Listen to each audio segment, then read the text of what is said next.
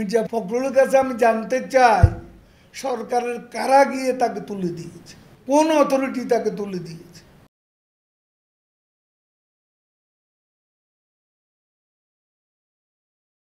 এখন কি উনি না থাকলে কি বিচার হবে না? তারেক রহমান বাইরে আছে বলে কি ট্যাক্সি পেশনের মামলা হয়নি, সেটা রায় হয়নি, এবং 100 তাকে আসতে হবে। বেনজির যদি মামলায় দুর্নীতিবাজ সাব্যস্ত হয়, দেশে তাকে আসতেই হবে। এখানে সরকার কোনো আপোষ করে তদন্ত, মামলা, গ্রেপ্তার সব কিছু একটা প্রক্রিয়ার মধ্যে আছে।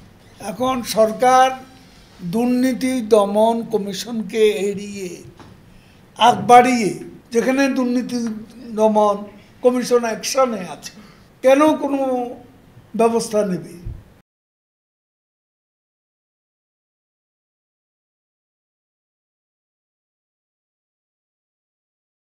আজকে বড় বড় কথা বলেন ফখরুল সাহেবরা, বিএনপি আমলে কি একটা দুর্নীতির কেস তারা নিজেদের দলের লোকলে ধরেছেন, কারো বিচার করেছেন, কেউ শাস্তি পেয়েছেন?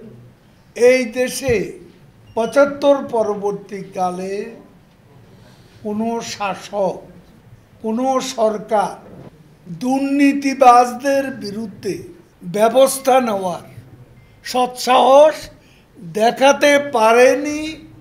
শেখ হাসিনা সরকার সেটা দেখিয়েছে।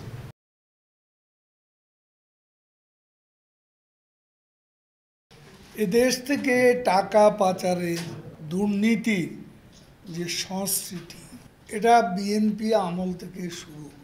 বিএনপি ক্ষমতা আসলেই নেতাকর্মীরা দুর্নীতি, লুটপাট তন্ত্রের মাধ্যমে অবৈধ উপায়ে টাকা উপার্জনের মহোৎসবে মেতে উঠে। চোরের রাজা মহারাজা বিএনপি, 5 বার যারা বিশ্ব চ্যাম্পিয়ন। যত অপরাধী হোক সব কিছুর বিচার হবে, ছাড় দেওয়া হবে না। তারেক রহমান অবৈধ উপায়ে অর্জিত হাজার হাজার কোটি টাকা তখন দেশের বাইরে পাচার করে, যার মধ্য দিয়ে সে বিদেশে অঢেল অর্থবিত্তের মালিক এবং দণ্ডপ্রাপ্ত পলাতক আসামি হিসাবে লন্ডনে বসে সেই অর্থবিত্ত নিয়ে বিলাসী জীবনযাপন করছে।